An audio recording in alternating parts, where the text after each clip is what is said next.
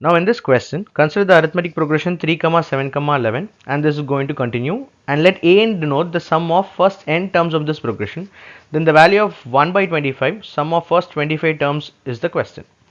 Now from the given question, we can say the first term of the progression is 3 and common difference equal to 4. And sum of the terms in an AP can be found using the formula n by 2, 2a plus n minus 1 into d. Now substituting for a and d, I can rewrite this as n by 2, 2 times of 3 plus n minus 1 into a 4. Now simplifying this will give me a 6n plus 4 times n into n minus 1 divided by a 2, which can be written as 2n square plus n.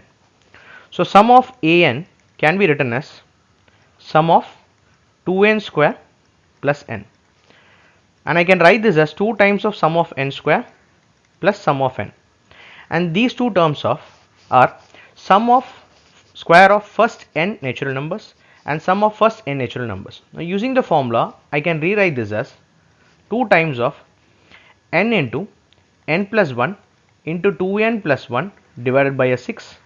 So second term will become n into n plus 1 by 2. And we are asked to find the sum of first 25 natural numbers. So I am going to put n is equal to 25, and that makes the above equation as 2 into 25 into a 26 into a 51 divided by a 6 plus 25 into 26 divided by a 2. When simplified, this will give me 26 into 17 plus 13, which is equal to 455. So option A is the answer for this question.